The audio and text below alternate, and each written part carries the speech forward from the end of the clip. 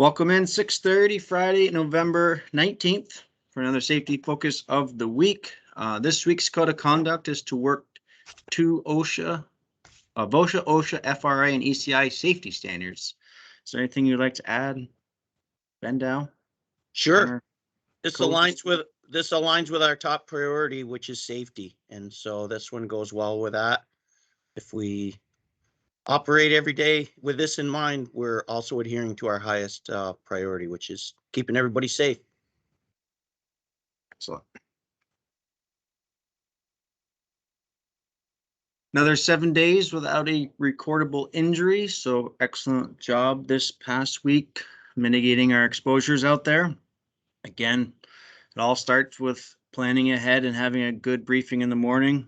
Completing those JHAs is to work as a tool to help identify our hazards and set up proper controls to eliminate our exposure and to work around those potential exposures.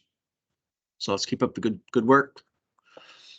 This week, I just wanted to highlight the aerial lifts is what we normally call them. There's been kind of a terminology change, as they're called the mobile elevated work platforms. VOSHA's kind of redoing their regulatory requirements. Training is a big part of it, but since there's so many different mobile elevated work platforms now, there's training for each kind of classification, such as an aerial lift versus a scissor lift. We do only have one scissor lift. It's mostly just in the shop, but we do have a handful of aerial lifts that are on our projects. So it's very important that we be able to identify the hazards associated with our mobile elevated work platforms, such as falls, objects falling from the basket itself, tip overs, ejections from the lift, structural failures, electrical shock, and entanglement. Here's a good example. This is an operation that we had going on this week. This is in St. Johnsbury. You can see Luke and Dale in the basket, and there's an entanglement hazard. There's a fall hazard. Those are the types of things. And you can kind of see there's a hard hat kind of below here, but it's not directly below. But again, you have that potential for objects falling as well. So again, the guys are doing a good job with their best practices, but again, it's to have that hazard identification so we know how to mitigate those exposures so something like this doesn't happen. So again, it's very important that training is done on all of our, we have authorized persons, and all those people are trained to clearly identify how to operate the lift. And if there's any training that needs to be done, please contact Health and Safety. We have a very simple kind of 30 to 45 minute training that we can put people through right on site.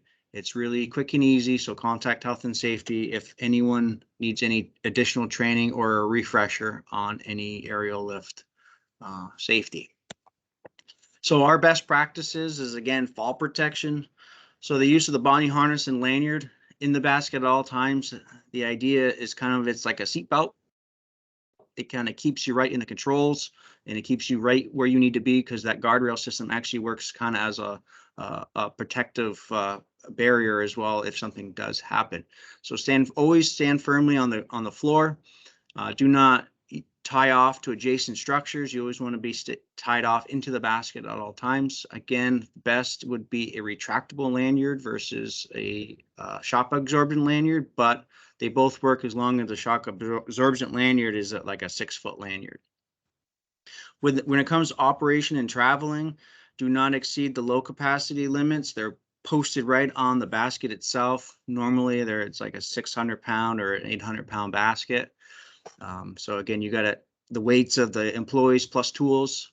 Try not to exceed the load capacity, and do not exceed the vertical or horizontal reach limits. Again, that's all in the operating handbook, right located in the basket. There's always a black box. You open that up. It's the manufacturer's kind of operating manual.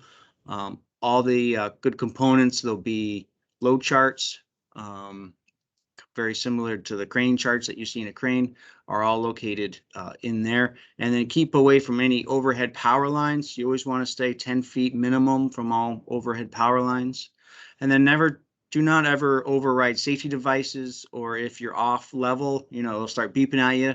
That's when you know you need to bring everything in, draw everything back to the unit itself, reassess and try to level up your working condition, because that's when you have really unsafe conditions. And when you have unsafe conditions and unsafe acts together, that's when these things tip over.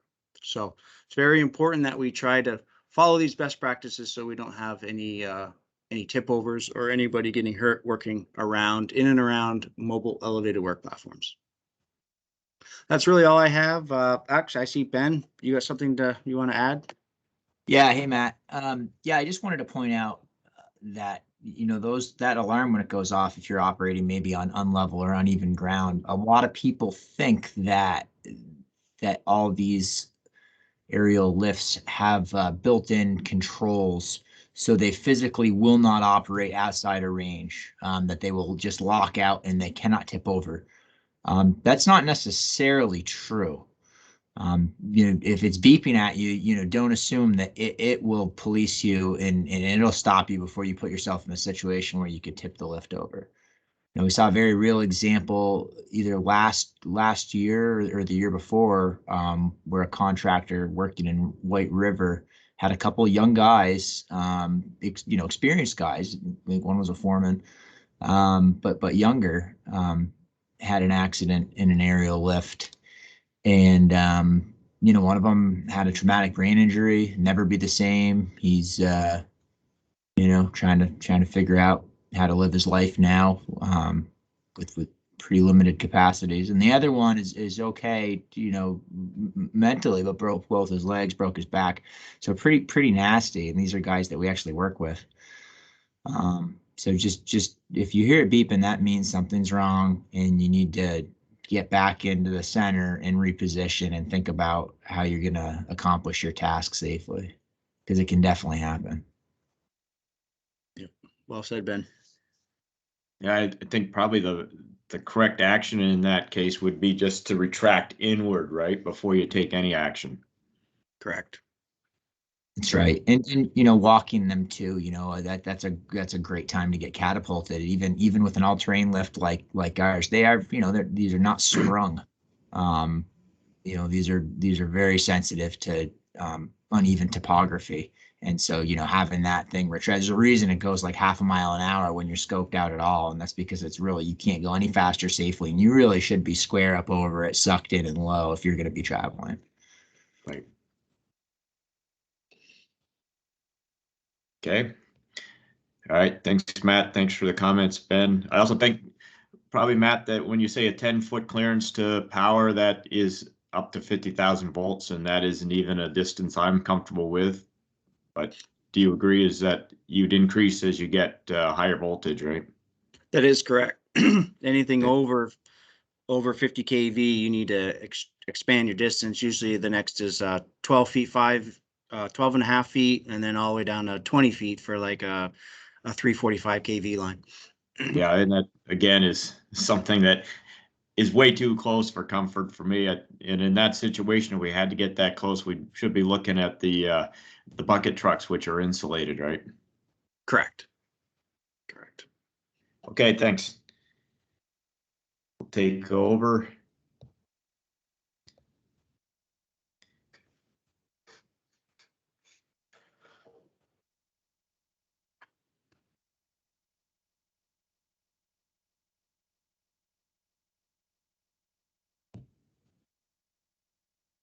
Okay, can you see my screen?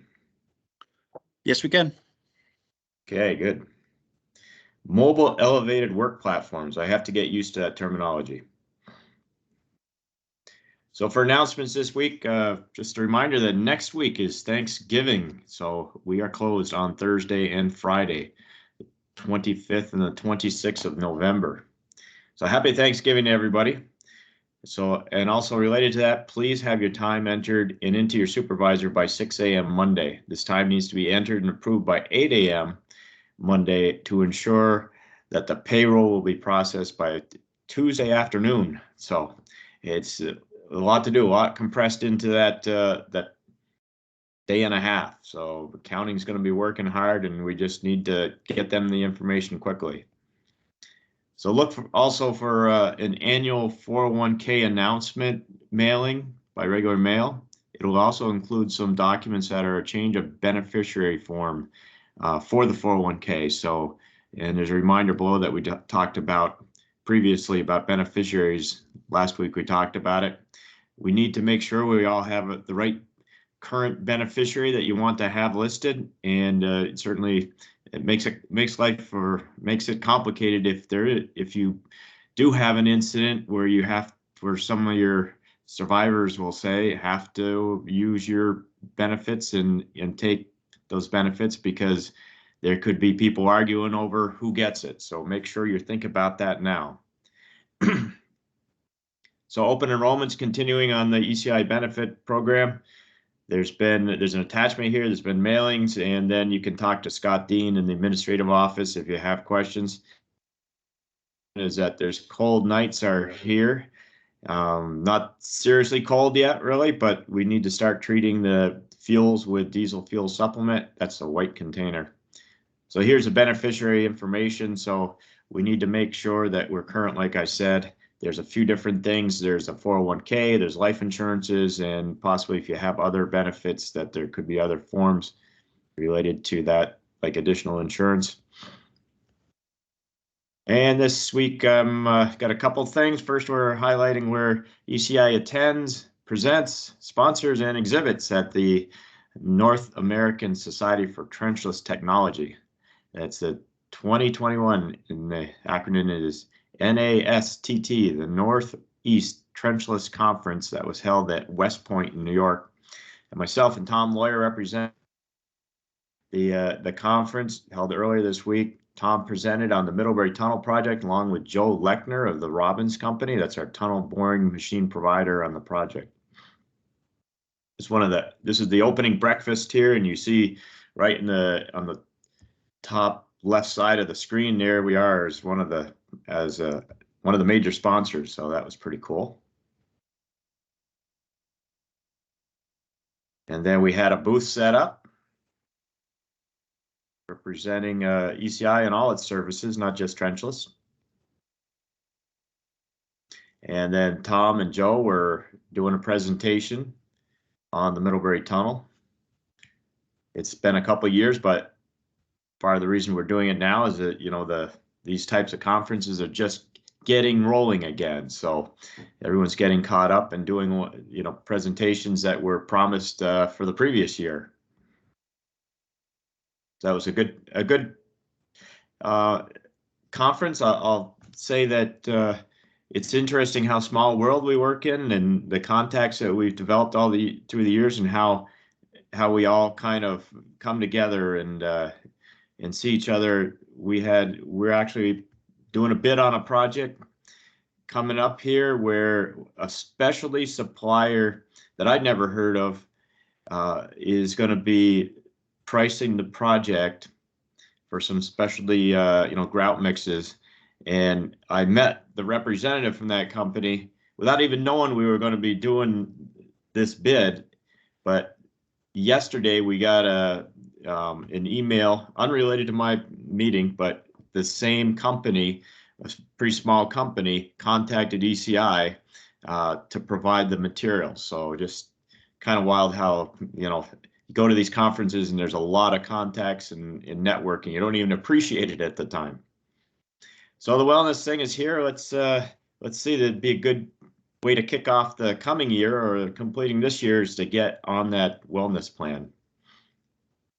The weather forecasts are even talking about maybe some snow flurries this morning, but overall turning into a better weekend. But it looks like showers on Monday. COVID policies. Actually, I didn't actually change the percent vaccinated. I'm sure that's coming up. Also, but I did change a note here. Let's see, in the howevers here.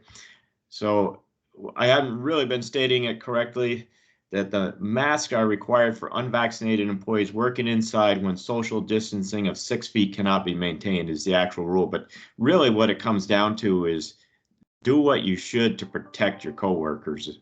you know, if you're unvaccinated, you're potentially bringing a higher exposure to your coworkers who are, or even who aren't, whether you're vaccinated or not. If you're exposed, then if you aren't vaccinated, we all know that there's a higher likelihood of serious complications. So if you're not vaccinated, please protect yourself, but protect your coworkers within 6 feet. And for this week, we're profiling this project. The conduit plowing we just completed last week on the South Coast Rail project that's on the Fall River Secondary Commuter Line Expansion Project. That's Berkeley to Fall River, Mass, down on kind of the Fall River towards Rhode Island end. So we were contracted by Daigle Electric, Wilmington, Mass, to install 3 conduits along the existing rail by plowing methods, not rail plowing methods, but just plowing. And Daigle is the electrical subcontractor to Skanska D.W. White, a joint venture, and the project owner is the Massachusetts Bay Transportation Authority, or the MBT. Our work is part of a communication signal system for the new commuter rail, which is being installed along an existing freight line. And we completed 11,000 feet days, which doesn't sound bad, but it's even better than that, because our track access was accepted. See in a video when I'll play it a little bit further on here. So this is from the MBTA's website, the South Coast Rail Phase 1. So South Station at the top is right in Boston, and the purple commuter line runs down towards Cape Cod and Rhode Island end of the estate. And these dash lines represent this new expansion with the leg that goes off to the bottom left corner, or the southwest direction. That's the Fall River Secondary where we were working. And so it is going to provide greater capacity for the MBTA and signal systems, and the communication lines with PTC, or positive train controller, are necessary on these, which is done through the conduit and communication lines. So here we are with a high rail excavator, our Volvo, and the vibratory plow. You see ahead they have a rail trailer, high rail rail trailer. That's the Daigle, our client, and then there's a Daigle person helping the plowing effort. We're just pretty much just burying it with the machine and letting them handle it all. There's the plow vibratory unit, and the plow shank is sunk right into the ballast, full depth pretty much right there. And I'm gonna, for playing the video, I don't know if this will switch. I think I'm gonna have to get to my other page where I already have it open to play it. See how this goes.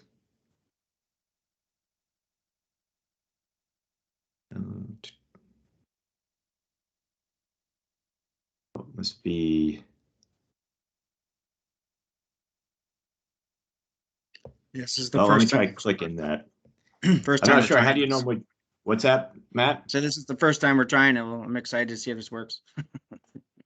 Well, I thought I would see a window, because I had it open in a window separately.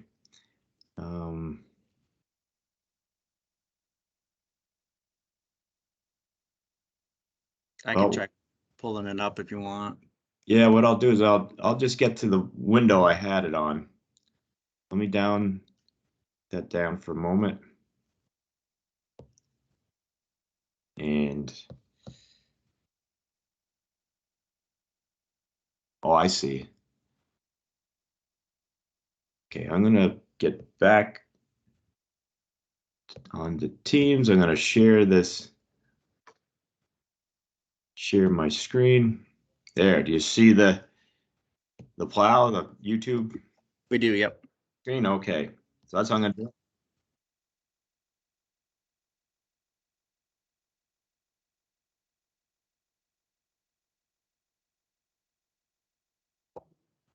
Nice.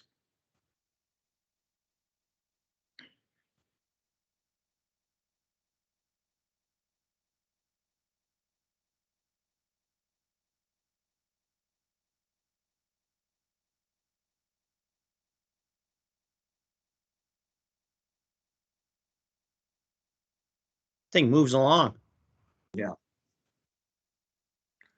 That's how you do 11,000 feet in a lot shorter than 4 days.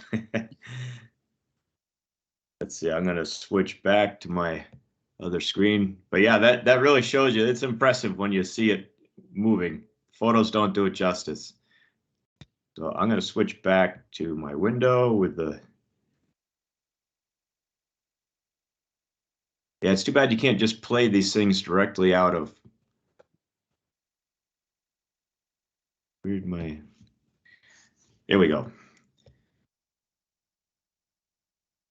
Do you see my screen again? We do. Okay. We see your whole email though. Yeah, I didn't mean that one because I can't open up.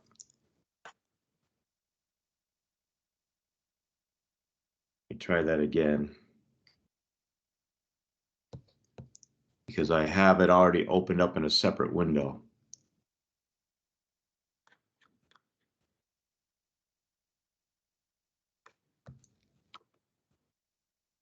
That's strange, I lost that one. Do you want me to throw up the photo archive real quick? I think if I open that, okay, do you see my new window now, or are you still in the old window? Yeah, your whole email. Yeah, let me just switch to the, again. There, is that better? Yep, no, there it is. Okay. And then from the photo archives, we have rail plowing, rail plowing on the Providence of Worcester back in October 1999. So that's the that's what the old traditional technology was, which is quite a major effort, of course. And what's interesting and nice about the new way we do it is the simplicity. We can't put as many conduits in as deep, but it certainly goes a lot better, faster, smoother with a smaller operation. So that's what I got, Matt. Have a everyone have a safe day out there and have a good weekend. And remember that to get your time in early on Monday or sooner because of the upcoming holiday, and everyone have a good Thanksgiving next week. Thank you, Ken. If you're watching in a group setting, please just send me a message who you watched it with so we can capture the proper attendance of this morning's meeting. Be safe today. Alrighty. Thanks, guys.